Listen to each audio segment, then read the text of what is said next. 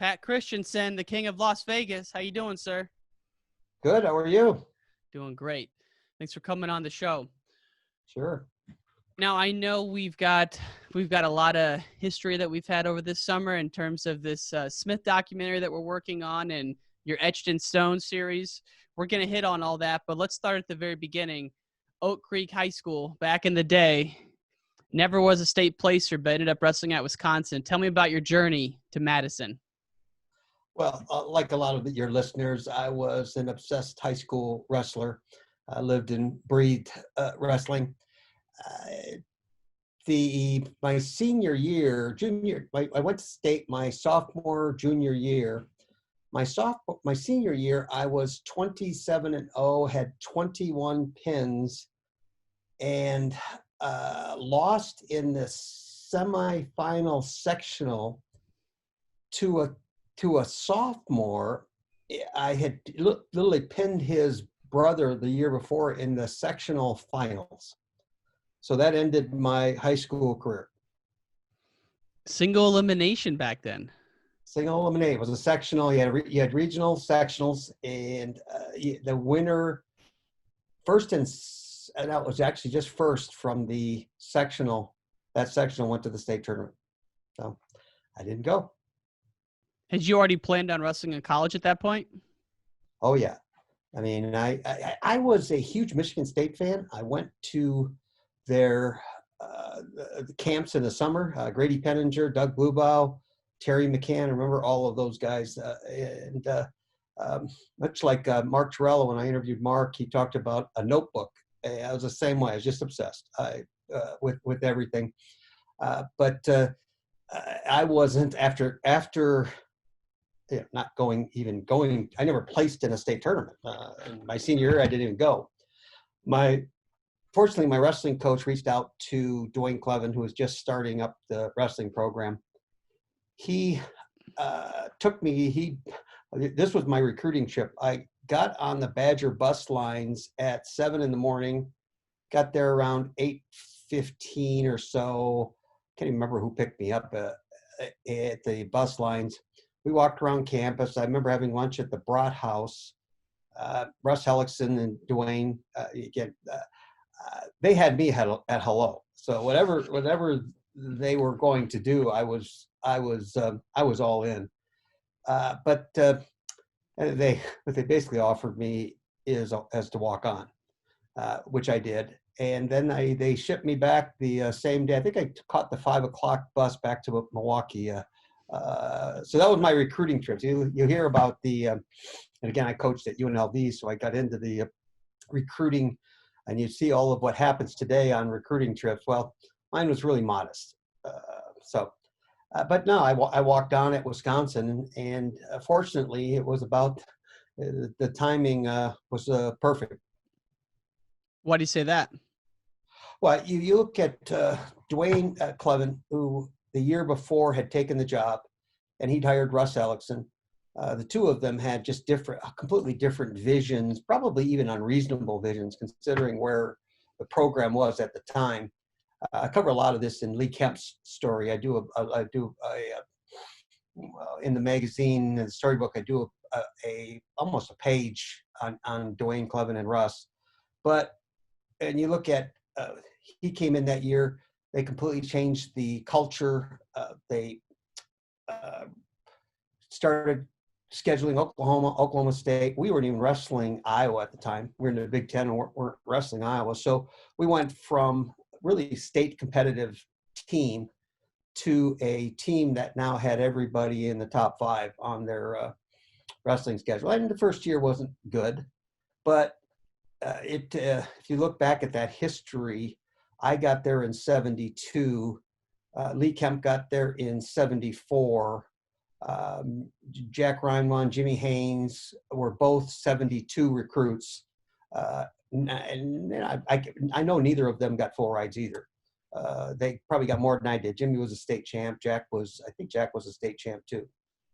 Both of those, I don't know if your listeners know about the two of them. Jimmy Haynes ended up winning the NCAA tournament and was on the 1980 Olympic team. Jack Weinwan won the same year I won. but there was after that, with Lee, and there was Ryan Yaite in that class. Andy Ryan wasn't too far behind. So Dwayne had a string. He took Wisconsin from really obscurity. And in that wrestling room, it wasn't, there was a guy named Ed Vatch, Illinois product, Edison High School. Ed, to me, was probably the toughest wrestler I ever wrestled. And in fact, his senior year, he beat Chris Campbell in the Big Ten finals. Wow. And blew out his knee.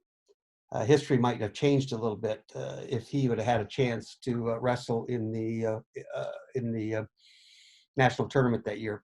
So we had a stacked wrestling room. And but what happened to me after that loss is I went up to won our state freestyle tournament, and I qualified for the nationals. And I think it was the second year in Iowa City that they had. It was called the USWF Nationals then.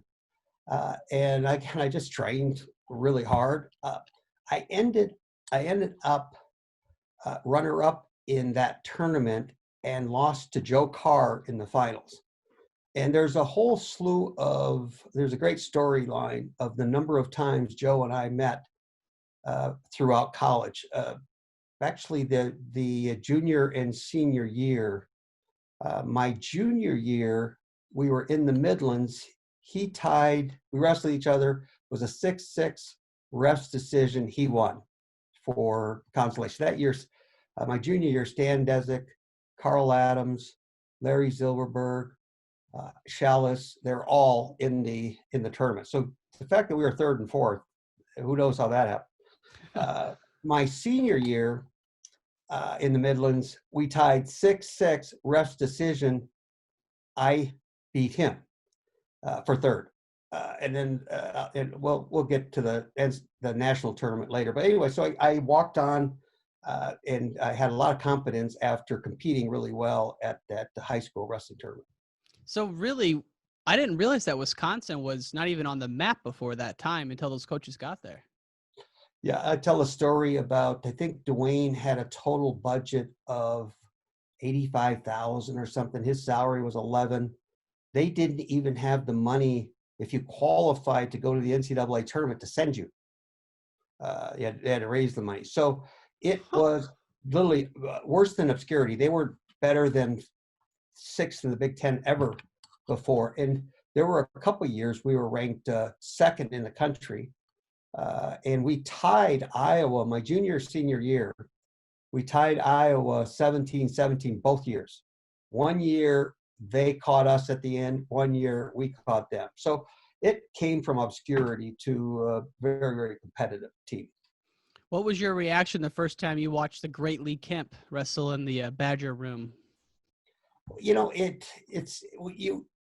wasn't the great Lee Kemp when he first walked into the bat. Now, he was a highly touted recruit, very, very talented wrestler. But Lee was one of the most unassuming guys you'd ever meet. Very meek, very quiet, very persistent, but very quiet. So I always enjoyed working out with Lee. And I think that we helped each other a lot. Yeah, I mean, it's to your point, when he comes in, he's just a freshman. As we know, in his freshman year, he loses in the finals to Chuck Yagla via referee's decision. You had just mentioned you and Carr had a couple of those. Help us understand. Help us, folks who weren't around back then, understand what was a referee's decision. Well, in that match, I'll just talk about that match. The referee's decision came down to criteria, and both of them. I think they were even on criteria. So it literally came down to, I think at the time, was 3 refs that made up the decision. And the one that the tiebreaker, if you go back and really watch that match and look at it, Lee wins the match. And why it was called the other way is, again, it's what happens in sports. It was a judgment call. And I think that's why the rule got changed. But it literally was one ref that broke the tie, and that was why Lee lost the match, why he wasn't a 4-time NCAA champ. Oh, that makes you sick to the stomach to think it could come down to that, Yeah, especially when you feel that it should have gone the other way. yeah. Um, Man, and so that's that whole kind of environment's going on when you're at Wisconsin. Russ Hellickson's a name a lot of people know, but maybe don't know a lot about. What made him so effective as a coach? Well, if it weren't for Russ, none of us would be where we are. What he did is he spent a lot of time in Russia, and he perfected the single leg series. And what he had is a bunch of guys that just bought into it 100%. Today, you have a lot of individuals that compete when they're very young. They've established their style. We none of us had anything that would allow us to compete at the level Russ was thinking. So that single leg series where you start with the single, it's either a dump, you either drop him. If he reacts, if the weight changes, you go to a head outside, or you can trip across. Jimmy Haynes, I think Jack Reinwan might have had 250 takedowns that year. We were takedown machines. So I think that was our staple then is takedown. We wouldn't even try to ride. Uh, I was the most effective on my feet, and the least effective on the bottom or the top. Almost everything I did came off my feet. And that was all from Russ and his technique. Well, it started with Russ, but everything went from there. And again, you look at Lee Kemp. I was just watching Lee's match against the Russian from high school, and Lee got taken to his back right away. And he came back, and he beat the Russian, beat him by a point. But he probably shot 15 times to his knees. Lee Kemp hasn't shot 15 times to his knees since then. So Russ completely changed the way Lee wrestled, and that Lee did not, people criticize Lee for being conservative. But what Lee was able to do is completely control the tempo of the match through two things. Never went to his knees. In fact, when they changed the rules internationally, it was that and a couple of other things. After 80, Lee he lost that edge for a number of reasons. Most of them, he just didn't know what he wanted to do. But they made him drop his head. And that rule alone gave Schultz an edge. Hmm. Now, Schultz was coming on anyway, but you look at his style, you look at Lee's style from his freshman year when he started wrestling, everything on his feet, he doesn't go to his knees. Everything is controlled. The other thing Russ did with him was tie-ups. So he can completely control the match on his feet. And the rest of us were more aggressive at the single. We try to score 15, 20 points off our feet. Lee was okay with 4 or 5 points, whatever he needed. But it was Russ Hellickson who instituted that technique. And I think that and Clevin, Dwayne, the combination were, the things that they did with our freestyle wrestling program. I don't know if anyone back then that was had the team competing in freestyle year round. No one did. Now you had individuals, but we had a club. So these guys went from a budget that literally had nothing, not enough to even start the season, to recruiting a full wrestling room and creating what is now the RTC, creating a system like that year round. And from what I hear, it wasn't an assumption that every college would wrestle year round. Some colleges, in fact, most probably didn't do that back then. I think individuals did, but as a team, no. And we didn't as a team either.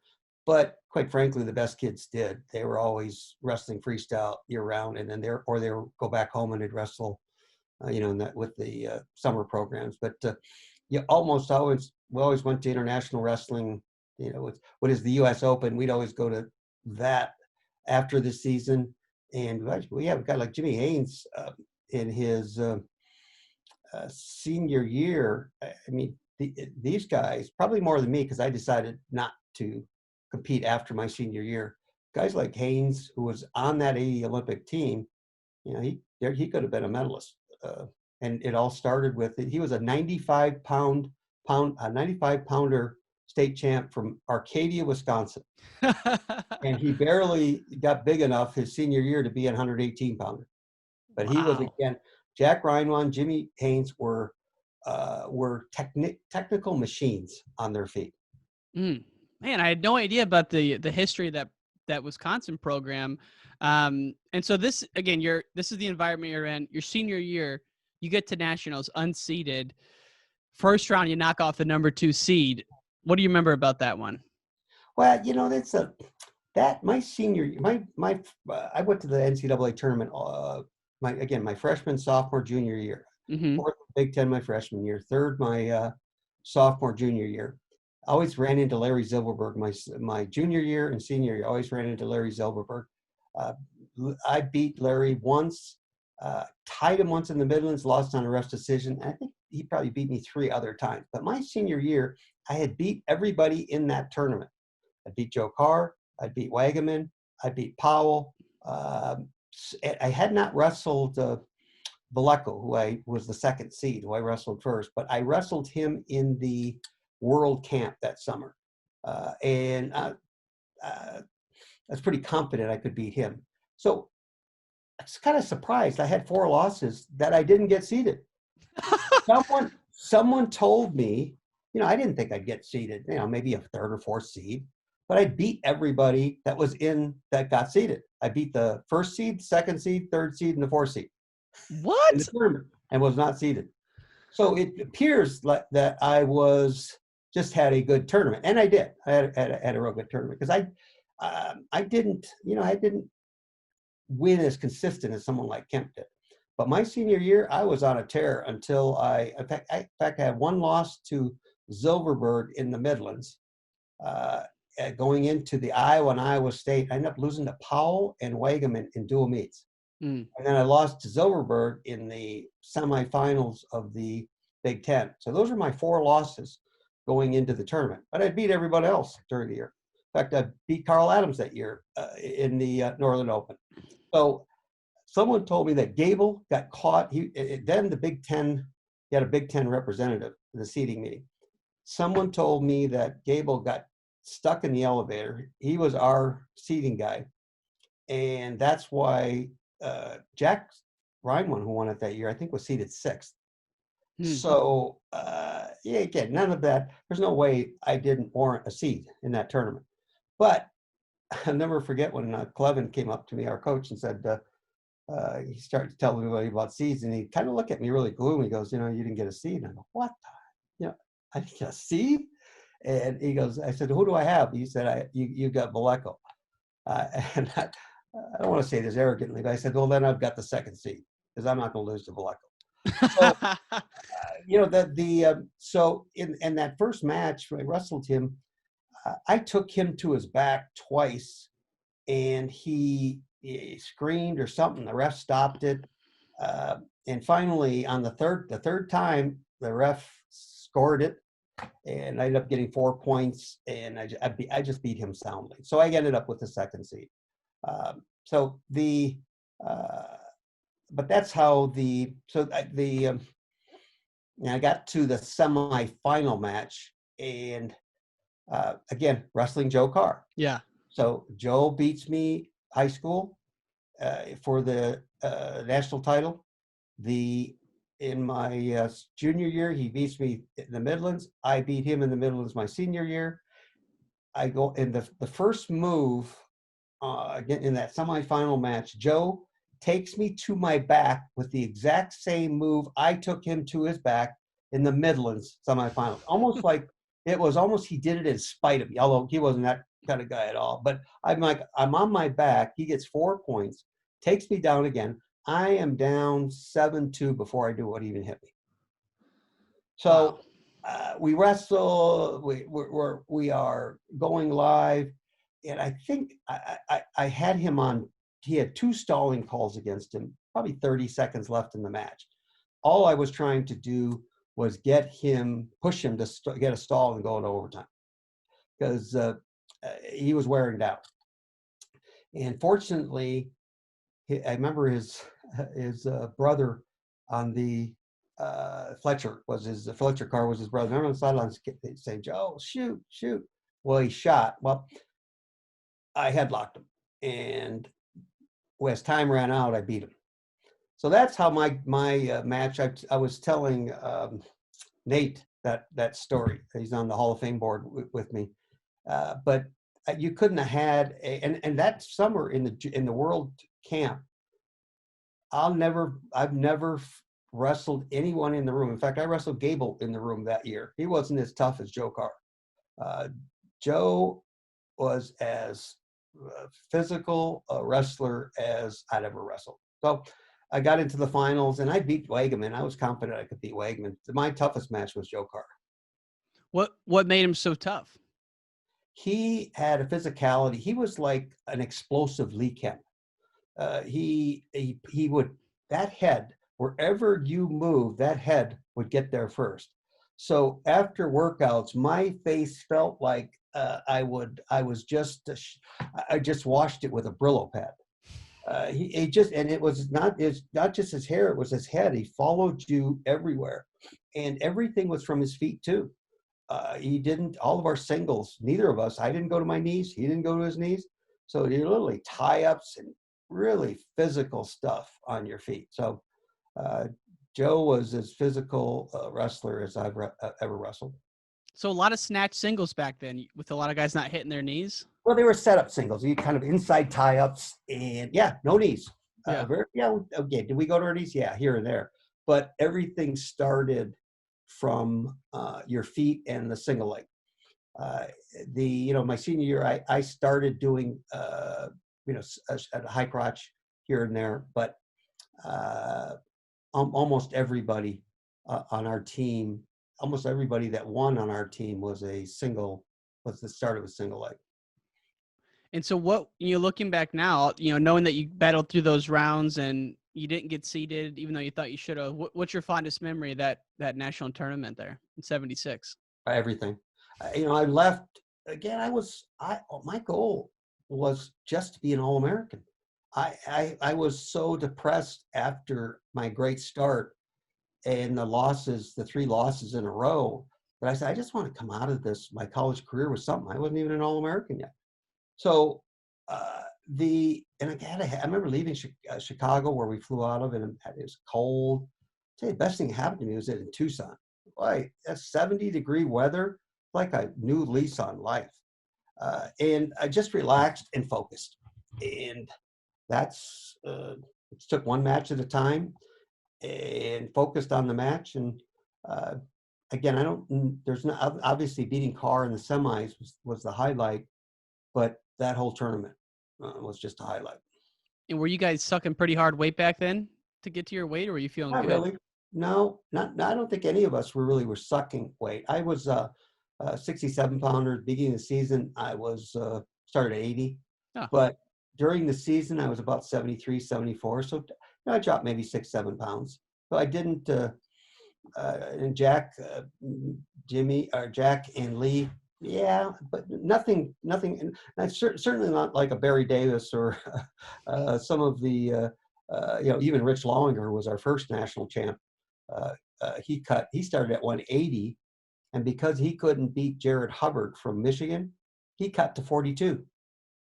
Oh. Now that is cutting weight, and it would be outlawed. You wouldn't get away with it today. And so how did you end up in Las Vegas? Because for folks who don't know, you're the president of Las Vegas Events and had a long career there at UNLV, and we're going to get into some of that. But how did you end up in Vegas from Madison? So after I coached, I didn't go directly into, I was a PE major. And what I always thought is that I would coach high school and eventually college wrestling. But my senior year, or my 5th year, I graduated in 4 years, but the 5th year I decided just to be assistant coach, worked out with Lee a lot, worked out with the team, but it didn't even really compete. In fact, I would have won my 4th Northern Open title, was wrestling Charlie Gadsden, but I blew my knee out. So it was one of those years where if I did compete, I think I'd have been pretty good because, but I just wasn't that focused, and I was not going to wrestle. I wasn't going to go any further than that. I decided I was not going to go and compete. You look at that weight class, 163, and I could have envisioned me working hard, but imagine trying to get better than Lee Kemp.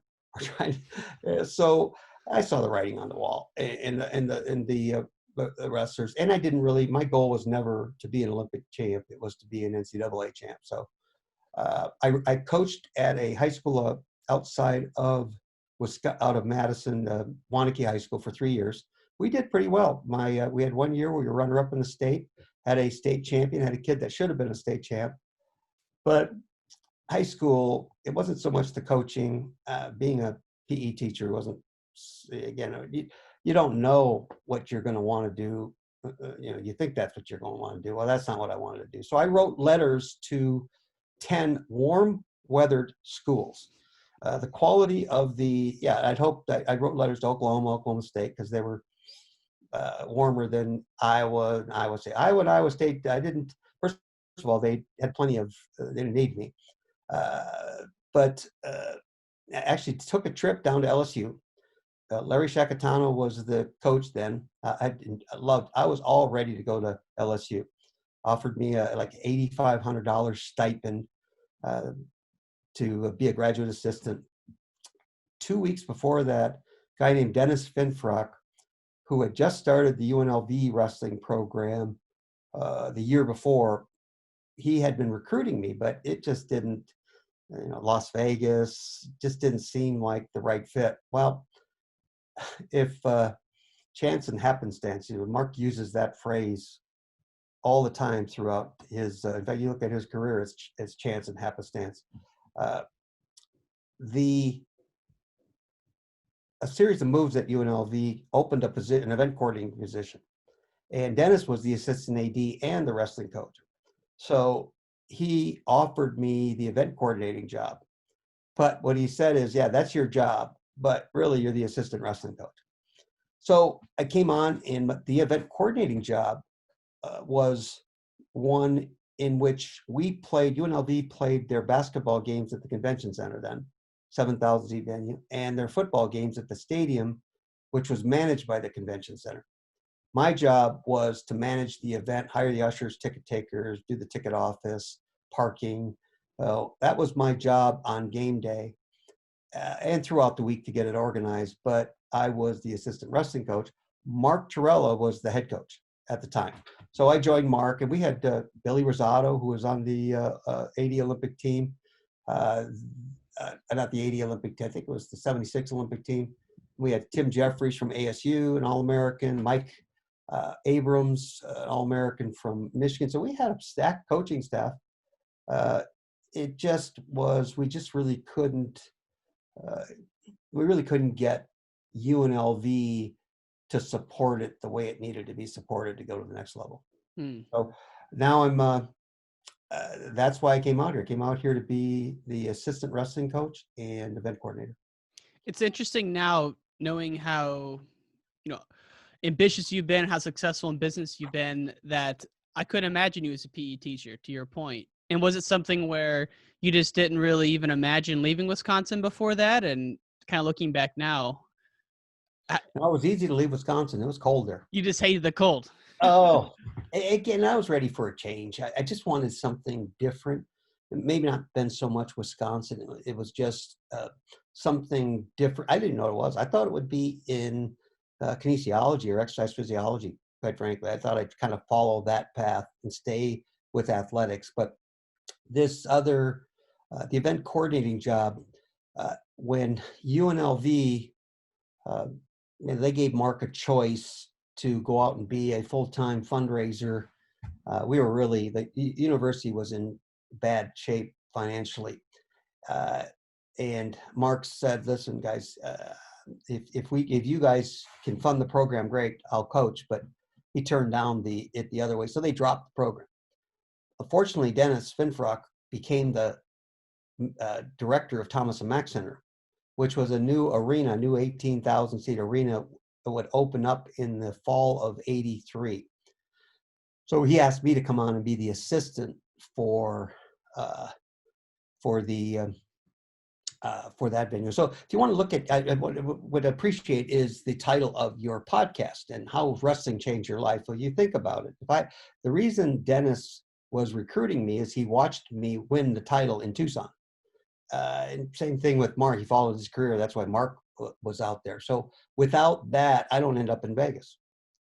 And you look at everything that happened since then, without wrestling, without that chain of events, hey, I don't know what I'm doing. Wow. I mean, to your point, you never know what what path's going to lead to the next, and without that move we wouldn't have this awesome series Etched in Stone that you're launching here. And so there's so many pieces that fall into place. The one thing I got to know though is, when did you start attacking the event coordinator job like you would a wrestling goal versus just doing it because that was the title? Like, when did you really sink your teeth into it? So the event coordinating, not so much, because really I was brought there to be the assistant wrestling coach. So I focused more on the wrestling. We put together, most of the people that worked, the kids that worked the events were athletes. And so there wasn't a big job, and I didn't take that real seriously. Where I started attacking events was when I became the assistant director at Thomas and Mack, because the challenge we had is, at the time, there were no colleges that were doing events. And the reason we got the job is the group that was there before us, the staff that was there before us, really was the group that got it funded. But it was funded as a 15,000 seat venue. At some point, they took it to 18,000, but they never got the funding for the other 3,000 seats. And what they did is worked with the architect through that time to cut out all these other things. They cut out the paving in the parking lot. When we walked into that building 6 months before it was open, uh, there was no concession stands. They were plumbed for they were literally cement. They looked like your garage. The concourse looked like your garage. The suites were plumbed for electrical and water, nothing else. The concession stands, nothing in them. Restrooms, just the urinals, no fixed fixtures. And that's how they got it under budget. So that group got let go. And Dennis convinced him, without any venue experience at all, Dennis is a whole other story, that he could do it, that he could figure it out. And what he did is said, listen, you guys have to let us do events. Colleges weren't, colleges were the venues were palaces then. It was one thing. You did basketball there. You didn't even do hockey. So that was a unique difference. And that is where, if there was an opportunity for me, that was one that I attacked probably more seriously than I did wrestling, in that really had to learn a lot about administration, had to learn about management, leadership, marketing. So that was my responsibility. I had to book events, had to market the events. I was running the front of house. That is where I got the bug, much like I did wrestling. Well, and for people who don't know, you guys were doing 175 events a year. Every major, college sporting event certainly was there. And then also you were doing the football stadium, which is now Sam Boyd Stadium. And so really this was like a business you guys just got to run. And it's you and the gentleman you're talking about. And next thing you know, it's really a well-oiled machine. And then now you're the president of Las Vegas events. So I mean, what a career it's been, just like you said, from 83 to now, and you're still running Las Vegas events. Is that right? Yeah. So in 2001, I left.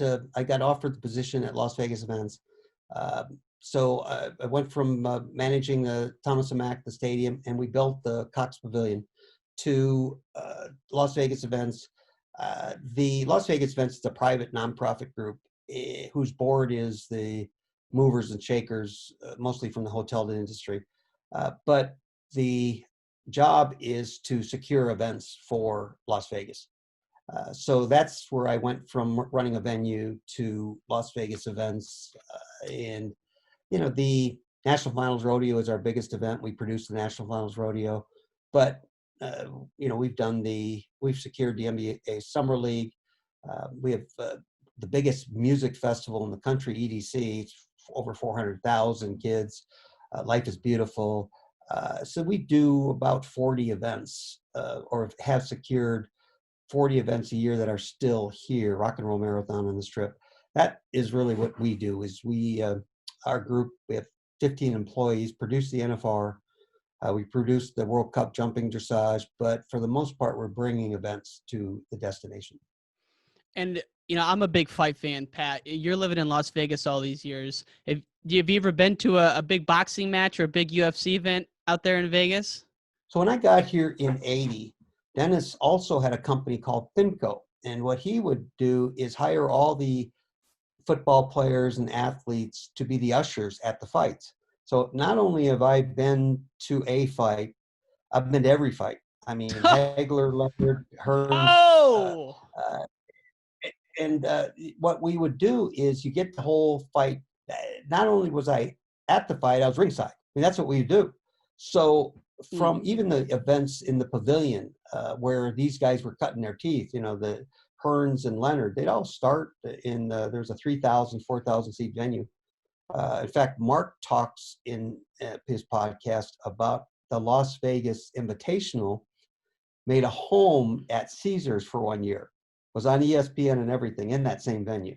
But no, I would say I've seen 40, 50 fights. One of the things that you get accustomed to when you're in the business, and then it was more the fights. Really wasn't so much music or other events, but fights for sure in the '80s and '90s. In fact, at Thomas and Mack, we did probably a dozen, 15 fights while I was there. We did Bo and Holyfield, Chavez, Camacho. Uh, we did George Foreman a couple times. So, yeah, fights were a big part of what I've done. But no, literally, we were. These usher would be great. Is not only that you would take the people to their seats, and you would brush off the seat. The ushers. So this is how they'd make they would get tips. They'd walk home with 50 to 100 bucks in their pockets from tips. I got one story. I went to high school with John Matusik. Do you know that name? John Matusik played defensive end for the Oakland Raiders. If you Google that name, he was a character. 268, 280. Well, he went to my high school. I knew John in high school. And a couple of times in the summer, I'd be up weightlifting in the gym with him. Well, at one of the fights, he had there's a really, I can't remember which fight it was, just packed, and he's got Jack Nicklaus with him. So they can't get through, and I'm just watching this, and they both got these buckets of beers, like a 32-ounce beers. So he gives the beers to Jack, and he hoists them on his shoulder, and he walks him to his seat. So there were so many stories that from that time. But there's again like today, you got all the celebrities at the fights. Yeah. I mean, that Hagler Hearns fight is my all-time favorite fight. The best 2-3 rounds. I can never remember if it's 2 or 3 rounds, but and that era was awesome for boxing. Leonard, obviously, Duran was in there. So, I mean, when you're doing this, are you totally living kind of a nightlife lifestyle? And no? Yeah, again, what's interesting is that people have that perception. We all live in hotel rooms, but when you look at running a venue, if anything, I was, I probably at work till 1 or 2 in the morning, 100 times a year, because our events, you do the event, you finish it, you settle the event, and you're settling all of the money. So not a glamorous life at all. What I really enjoyed about it, the first year we did 24 concerts at Thomas and Mack.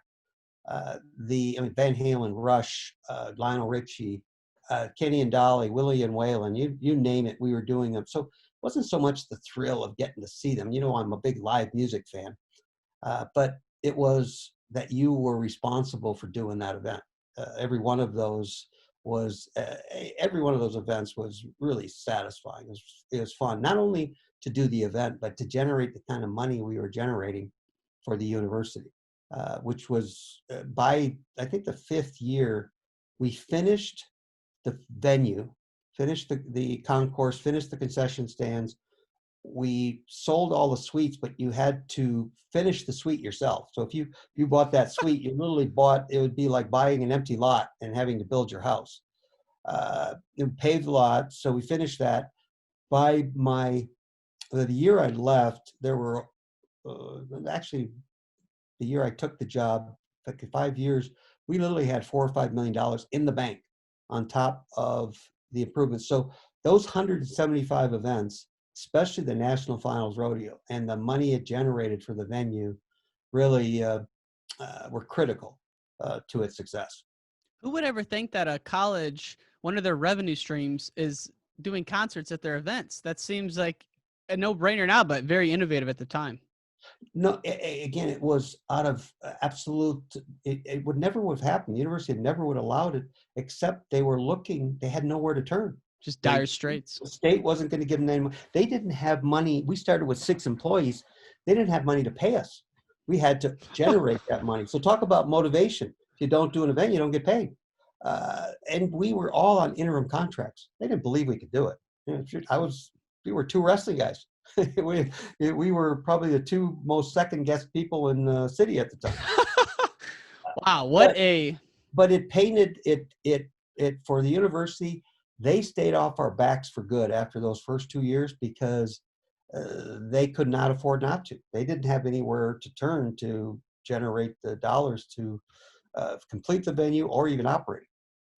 That's the beauty of being in a sales-related business. If you're bringing in the cash, they usually leave you alone. Again, it got real quiet. Yeah. Now, as you have that career going on, but also you're starting this Etched in Stone series. So we'll pivot from the events. Tell us what the Etched in Stone series is and how this came about, Pat. Well, I was asked to be on the National Wrestling Hall of Fame board since a year and a half ago now. And it was really the first time I had gone to the Hall of Fame. So at the first board meeting, I did a walk through the hall, and I was just blown away. It was the stories and the history, and you go from place to place, and you think about it. And it just kind of it was bringing me back to all these days and all these stories that I'd heard before.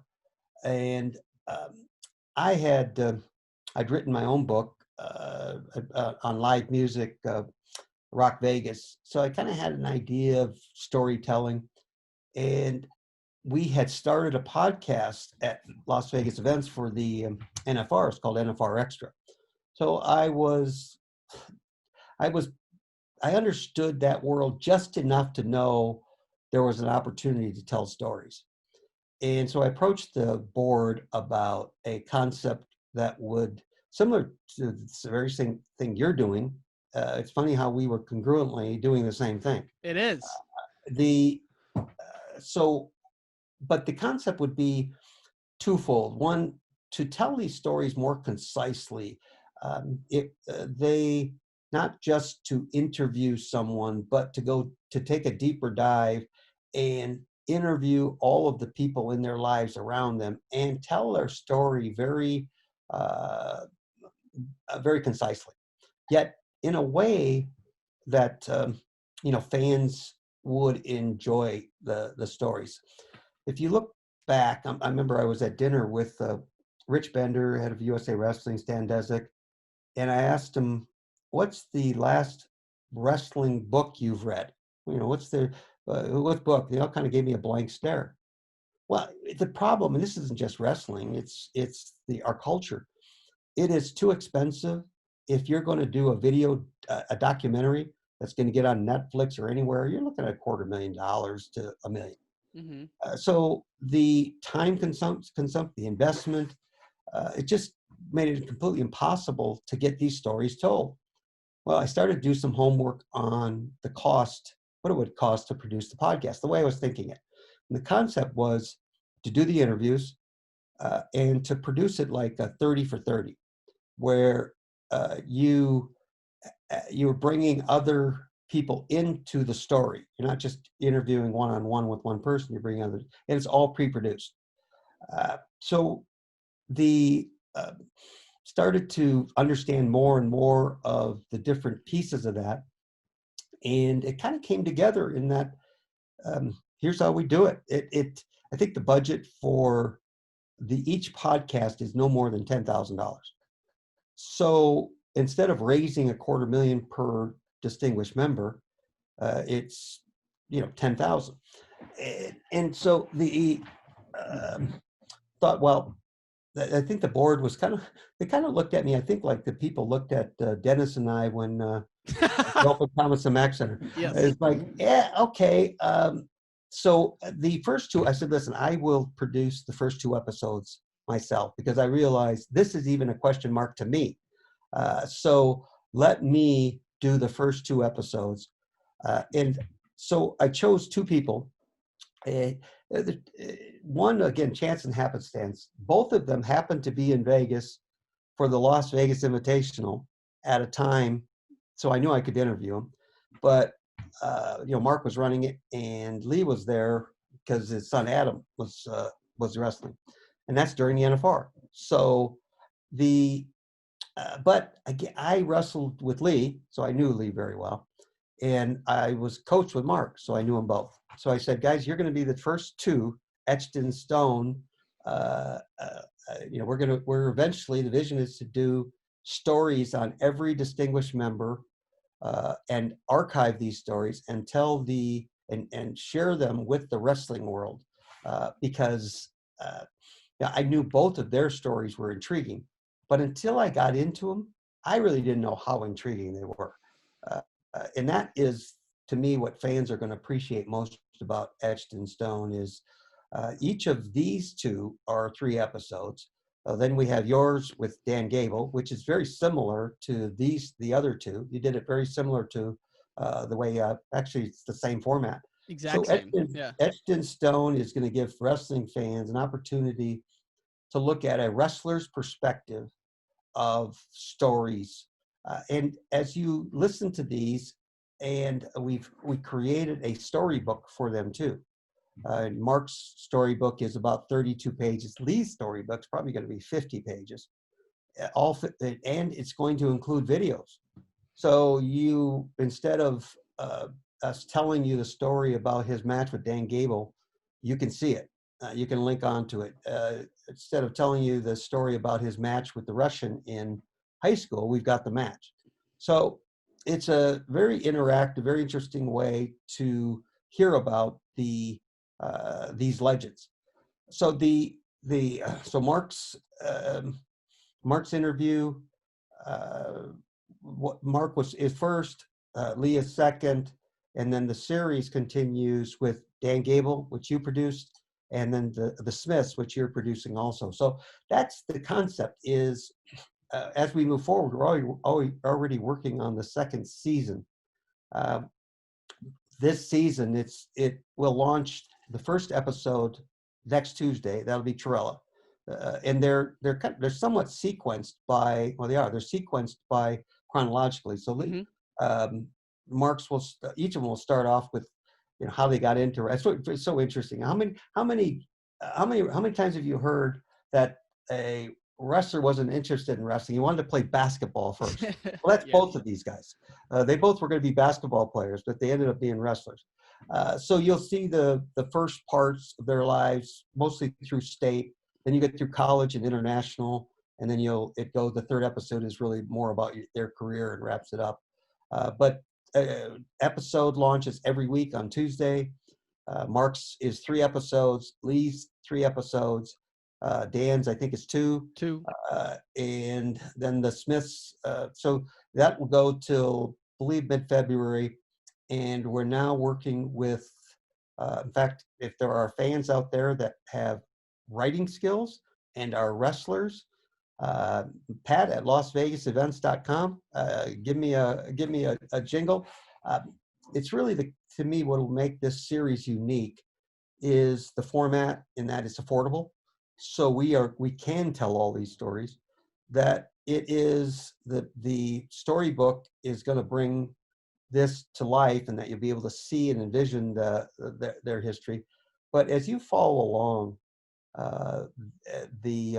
with their stories, can you imagine? There's 200 now inductees into the national. When we're done 20 years from now with this series, what stories and what history we've recorded. It's exciting. And you said something earlier that you said, you never realized how involved some of these stories were. And man, I got to tell you, I could not agree more. Every time you start one of these, you have an outline, but then when you get in the interview, something comes up and then a connection's made, and all these stories really come full circle, and it is exciting. And I'll never forget, I was interviewing Mark Torella, and afterwards we were talking. He goes, "You should talk to Pat Christenson. I think he's doing something similar." And sure enough, you called me, and it's been an awesome partnership. And as you said, you're the Smith documentary series. It would not even be happening if it were not for you. And I know we started that back in, I think maybe the first call we had was like June, and it's going to go live in January. And I was just writing this morning on it for about 4 hours. So it's going to be exciting. And, just to recap, Etched in Stone, you're taking the Hall of Fame members, telling their story in both a produced podcast as well as the Storybook magazine for people who prefer the written word. And it's coming out next Tuesday. And yeah, you correct me, Pat. The plan is, though, to keep it going. Will there be a break between season 1 and season 2? No. Okay, I'm gonna go right into it. That's why then. this next is we're literally have, I think we have more than 6 already lined up. We just have to tie it all down, and we're giving it about 8 producers about 3 months to produce it. So between the producer lays out the script, he does the interviews, he records it. We've even got a software program that makes it easy for the editor to mix all of this together, add transition, add music. So there's a process in place that's going to allow, it may not necessarily be a wrestler. Mike Finn with When Magazine is working on Lloyd Keiser, but it will be somebody that deeply understands that wrestler and has been in wrestling versus someone from ESPN that is coming out to produce something for the first time. So that is what I'm probably most excited about is wrestling fans, the fact that we get into technique a lot in these, it's such a bigger, deeper dive into their lives. It's such a good point about about the technique. And you watch The Last Dance, which to me is amazing, maybe the best thing I've ever watched.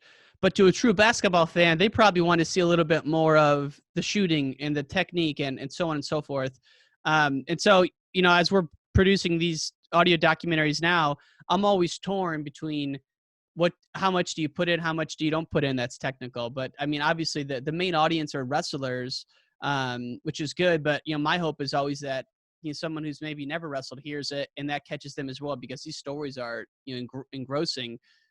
Even if you're a sports fan, some of my favorite 30 for 30s aren't even about combat sports. My favorite one is actually about a soccer story. That's the beauty of these stories, though. When you listen, let's say you're on the bubble, you're just you're kind of an outside wrestling fan, and you start to hear about moves. You hear about Mark Torella and his banana splits or the guillotine. You got to be a little bit curious about what those are, and if you follow up, they are as painful as they sound. No doubt. I mean, yeah, same thing I was just writing episode 2 this morning, and that's when John Smith discovers the low single. And it's like, you're writing about that. I'm hoping that if someone's listening to it, they're Googling, what is the low single, and they're watching all these highlight clips. And, I know Leroy Smith's wife, Lisa, she's going to be writing the copy to it. And so if you want to learn more after you listen, you go read that. So I think it's just a great thing you're doing. And it's been a real honor to work with you and to know you. And I'm glad you could come on the show and share your story before it goes live next week. So this episode here, Pat, will go live on Monday. Give everyone, a day to get ready for the Etched in Stone series. Any last words, sir, before we let you get back to running Las Vegas? Yeah, I'm excited about the launch. I think wrestling fans, especially wrestling fans, and that's what the series is created for, is to tell these stories about these legends. So hopefully they tune in. I mean, they can get it in the same route they go with any other podcast. So I can do my little commercial bit there. Spotify. Tell me, it's Etched in Stone. Yeah. Well, the Hall of Fame is going to have the main recording, so you can go to Hall of Fame and get the recording there. USA Wrestling will have the recording. So the two partnerships were critical in this. Both Hall of Fame and so when you look at it, these are really produced by the two of them. but you can get it at either of their websites, or you can get it anywhere you normally listen to podcasts. And I'll be retweeting it like crazy. I've listened to some of the Lee Kemp and mostly all of Terrell, and they're awesome. And so, it's just, man, what a treat that wrestling fans now have a custom 30 for 30 just for wrestling. That's what I look at this as. So, Pat Christenson, you are the man, sir. Thank you for your time. Last question, as always, how did wrestling change your life, sir? I think that's The whole conversation, but started that from the first. When I look back at moving to Vegas and the fact that, you look back at not even getting to the state tournament, not even being seeded, and then being offered, coming out to Vegas didn't seem like a big deal to me. I was just going to be an assistant coach and go from there. But it was all wrestling. If it weren't for my wrestling, what I was doing in wrestling, Dennis wasn't watching that NCAA finals match, I wouldn't be in Vegas. There you go. I mean, it's turning points. It's crazy to look back and see where they're at now, but that was obviously one for you. And what you're doing with Etched Stone is a turning point for me and a lot of the people listening. So, folks, check in on Etched Stone podcast. I'll be tweeting it. You can find it on USA Wrestling as well as the National Wrestling Hall of Fame. Pat Christenson, thank you very much, sir. Appreciate it. Take care.